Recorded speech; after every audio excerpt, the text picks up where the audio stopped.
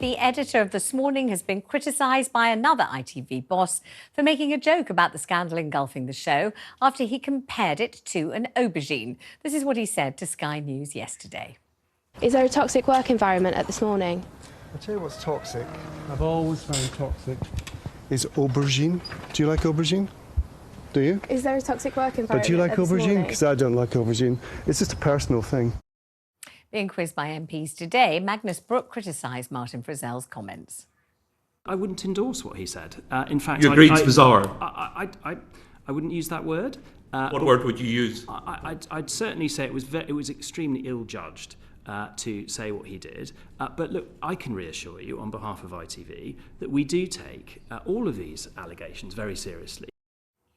Joining me now, Showbiz journalist Ellie Phillips. Hello, Ellie. Good to have you here.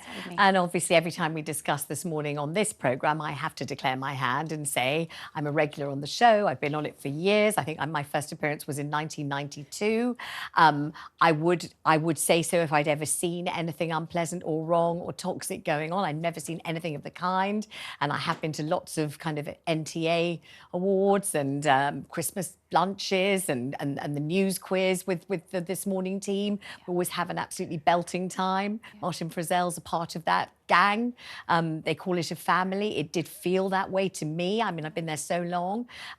So all of this, you know, is news to me, but obviously, you know, extremely news to everyone else too. Yeah. So I'm going to hand over to you to talk about it because it's quite difficult to be so intimately involved in it and also to see it from other perspectives. It's interesting as well because you say that, you know, you're part of that family, and John Nicolson, who's the MP that actually quizzed to this today, he's a former ITV news presenter as well. So he was coming from the perspective of he's worked at ITV, he declared that as well. And I think what's coming out of this is perhaps that things behind the scenes, more within the production side of things, that's where tensions seem to lie, that people behind the scenes, maybe higher up, there's a lot of egos in television, whether that was part of it. So I think also, I mean, because I've worked for many different broadcasters and I don't see bad things happen, but that doesn't mean things don't happen. You know, things can happen in a niche part, within cliques. And I think that's what a lot of people said they experienced, that things were very cliquey and then that they weren't part of that clique and so they were treated differently. So I think it's really difficult. And I just hope that when Dame Carolyn appears next week, that... Tell people who Dame Carolyn is. So she is the head of ITV Daytime. So she's appearing next week in the same committee in front of MPs to discuss this issue. And I hope that when she does that, that helps people move forward from this, because I think where we're at now is there needs to be some transparency. A lot of people said they've had negative experiences.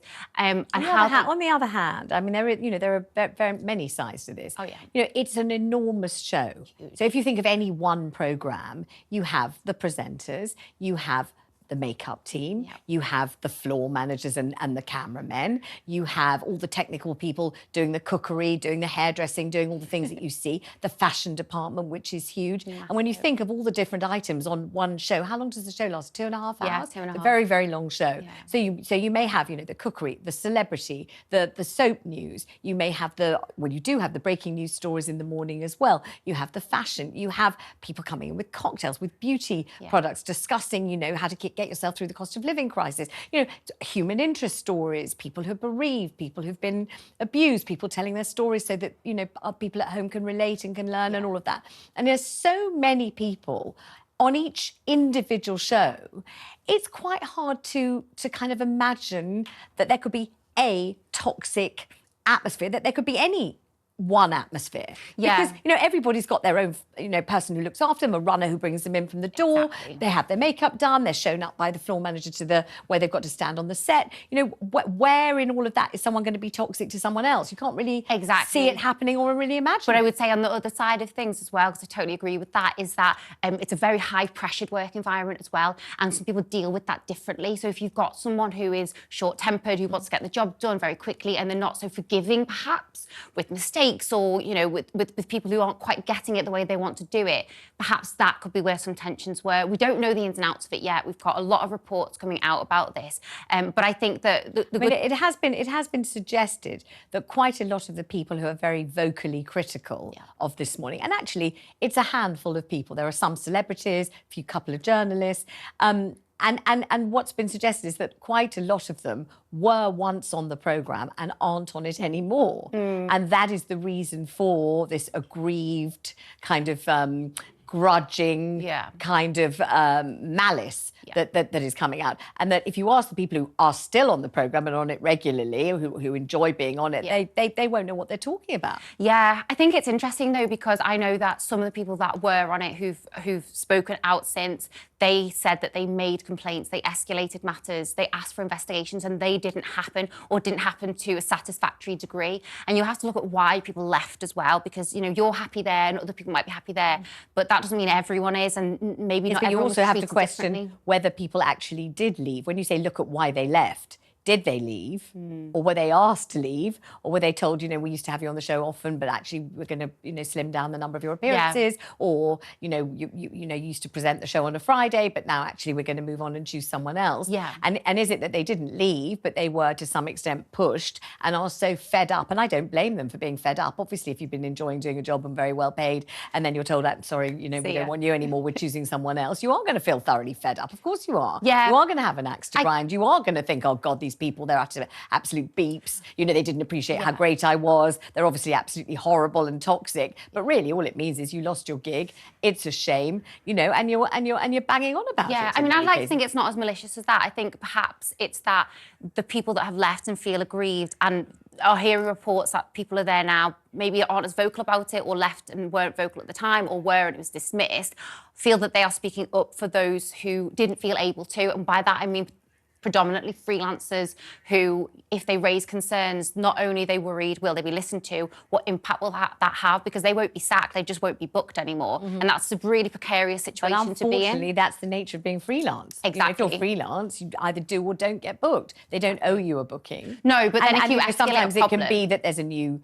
guest booker, or there's a new person in charge of showbiz, or the person who was always booking the guests for fashion has suddenly been moved to medicine, and so the fashion person books their own friend. They don't book you because that's unfortunately the nature of showbiz. Even a show like this, you know, it's lovely to see you and it's delightful. It could be that the next time we do an item like this, they choose someone else. Doesn't mean nobody likes you. Doesn't mean it's toxic. Doesn't mean that we didn't think you were excellent. It just means that the person doing the booking's got somebody else's number in their file. Everyone's freelance. It's not personal. It feels it, but it's not. It really, really isn't. You know, and that happens all the time. You know, and also there are lots of shows that don't like to keep having the same people all the time. Because it gets a bit boring, it gets a bit samey, they want someone younger, they want someone different, you know, they want to use a man when they used to use a woman, the other way around. There's a lot of that kind of stuff going on. There are a lot of reasons, and I think what hopefully will come out of this, well, we know the investigation that ITV themselves are doing using an external barrister. That's specifically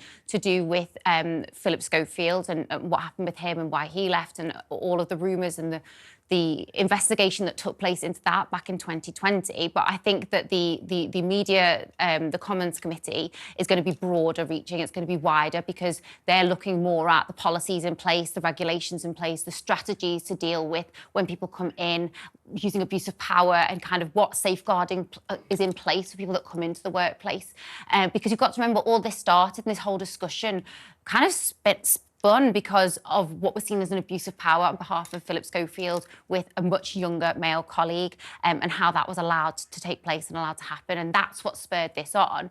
But I also think... But of course, as we know, it was, as Philip himself says, it was kept secret. So the idea that it was allowed to happen, if something's happening in secret that you don't know about, it's not allowed to happen. But he did say that he assumed someone knew, but just didn't say anything. He has said that as well. But how can you assume somebody knows and doesn't say anything? Everyone did know as well. How do you know? Well, how do you know if they really know or if they just suspect? I think it's difficult. As we can see from Prince Harry's testimony in court, there are lots of things that people think they know that they might not know at all. I think it's difficult because people, from an outside perspective, especially in the wider media industry in general, are like, well, if I knew and I don't work on the show, or if I knew and did you know, or had somebody told you? Exactly. And that's not the same thing. If there's no evidence... The fact that somebody told you and somebody said it might be going on is not the same as knowing. That's the whole thing. And if it's a denial. Thank you very much. I hope you come back very soon. Thank you. So what do you make of this morning editor's aubergine comments? Do you think they feel misplaced? Maybe he was just exhausted and had been fielding these sorts of questions for so long he decided to say something frivolous instead of trying to answer the journalist who doorstepped him. I don't know. But